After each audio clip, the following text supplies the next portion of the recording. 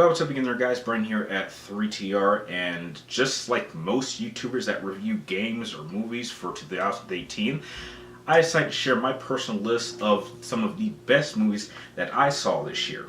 Now, interestingly enough, I actually didn't see too many movies, and I don't even have enough movies that are on my particular list to make a top 10s list video, because over the course of 2018, it was kind of a strange year, because I had movies that range from being movies that I've only seen once and I never want to see again, movies that were super hyped that I personally thought were just kind of underwhelming, and even some movies that at the beginning of the year I really wanted to see, but then when they came out I was just busy working on other things, and then even after the movie came out I just never got around to actually sitting down and watching the film, and don't think I will moving forward. But there were a number of films that I did enjoy seeing and still stick with me even to the end of the year, and I would personally like to share those few movies that I did enjoy seeing in 2018 with the rest of you guys here today. So before I begin to the top 5 best movies that I saw this year, I just have 2 honorable mentions that were really great films, but I guess they would kind of be in the lower half of a top list video if I had 10 movies that I really enjoyed seeing this year.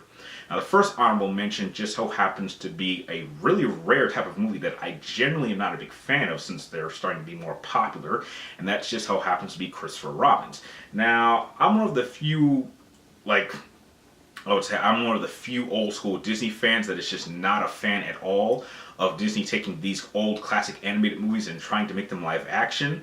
But this one actually did manage to work with me. Instead of them trying to remake an old story, they just wanted to make a sequel and explain what happens when Christopher Robin grows up and he interacts with Pooh and the rest of the gang.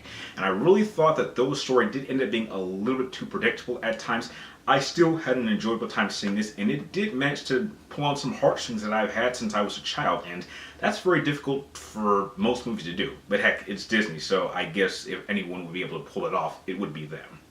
The next honorable mention on my list is going to have to go to Aquaman. Now, the interesting thing about Aquaman is that this is a really strange film in its entirety, but it's one of the very, very rare examples of a movie having so many problems in just every single department, and yet despite all its flaws, I still managed to have a blast seeing this movie. It was an enjoyable time, especially seeing it with the crowd that I was seeing it with.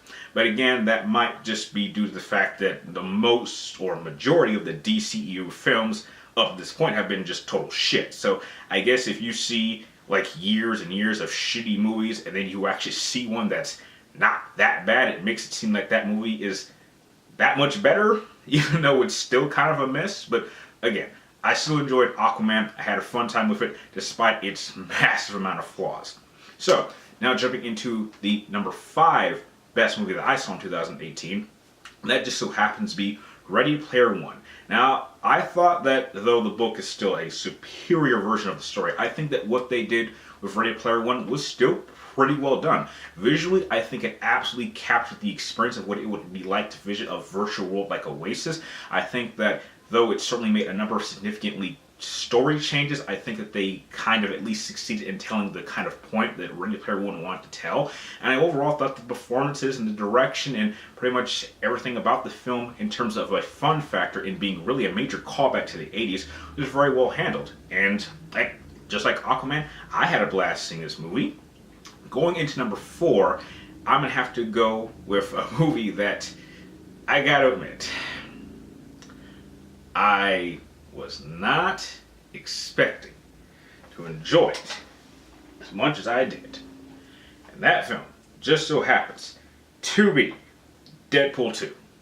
Now, I was a little bit curious. I was a little bit scared because, with everything that's been going on with Fox, I was really kind of worried to see what kind of direction they would probably try to take Deadpool.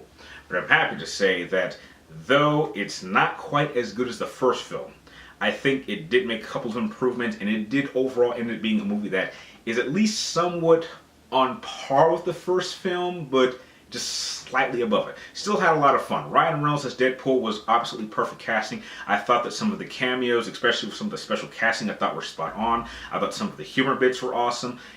It's just a shame that we will probably never see a Deadpool movie like this again, especially now that Disney's about to get their hands on it. But heck, it was a great series while it lasted, which is why it's number 4 on my list. Going on to number 3 is a movie that I'm sure surprised a lot of people, especially me, but I'm happy it succeeded and that it has been as financially successful as it's become, and that is Venom. I was rooting hardcore for Venom, and I'm happy to say that despite the critics kind of bashing the hell out of this film, this was a fantastic movie. They managed to prove that you don't necessarily need Spider-Man to make a great Venom movie. I absolutely think that Tom Hardy was an excellent choice to play Eddie Brock. I think that the chemistry that Eddie Brock had with the symbiote was absolutely fantastic. I think that some of the side characters did their parts pretty well. I think the threat level could have been a little bit more enhanced, and I think that this sets an amazing foundation for something that we could get in the follow-up sequel, which I know we're going to get. Now, as crazy as this movie was, I can only imagine how crazy it's going to be when Carnage shows up, because seeing Venom and Carnage throwdown is going to be probably one of the all-time greatest fight scenes that we will ever see in a comic book movie to date, which is why Venom is number 3 on my list.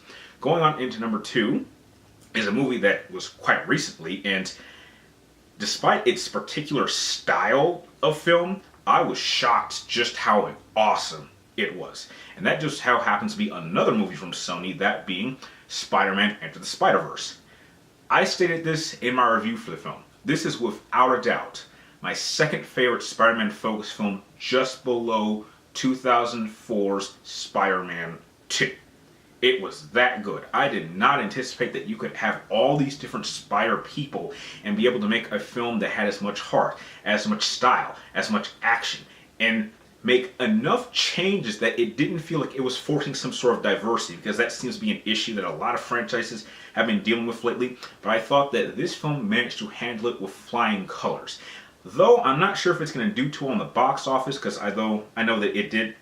I think it did get the number 1 spot when it first came out, but it's kind of maybe struggling a little bit. But I really hope that we do get a sequel to this film, because with the end credit scene and kind of the funny little cameo that we have, I can only imagine the directions that they're going to be taking the next Spider-Verse film, because this was a film that was much needed, which is why I enjoyed it so well, which is why it's number 2 on my list. And going into number 1, without question, my favorite film that I saw in 2018 was a movie that should have come out a long time ago, but it came out.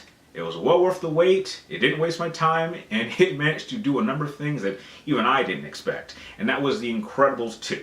Now, The Incredibles, the first Incredibles, to this day still remains in my top 10 favorite Disney movies of all time. So, the fact that it took this long for a sequel was a little bit disappointing, but once Phil came out, it was well worth the wait. I thought that the directions that they were taking were absolutely phenomenal decisions. I thought that the character dynamics, some of the action scenes were absolutely phenomenal, better than most things that I've seen in live action films that have come out this year. And just the manage to capture the family aspect and make sure every character had their part to play, especially even Jack Jack, was something that a lot of sequels fail to do. Now, hopefully we won't have to wait nearly as long for an Incredibles 3, because I don't want to be in my 40s when the next installment comes out. I think this is you definitely want to keep the momentum going. So I don't know, maybe wait 2, 3, 4 years max before an Incredibles 3 comes out. But again, this film was well worth the wait, even though maybe they only announced it maybe 1 or 2 years ago. But heck, I still enjoyed it. It was fun. It was everything I'd hoped it would be and more, which is why Incredibles 2 was my favorite movie that I saw in 2018. So now that you guys know my list, I would like to know, what were the best movies that you saw in 2018? Share your list with me and everyone else in the comments down below. And if you like this video, feel free to like and subscribe, keep track of my future videos. And don't forget to press one of the links in the description down below to follow me on Twitter and friend me on Facebook to keep track of my future videos. Like always, thank you guys for watching. You're awesome, and I'll see you next time.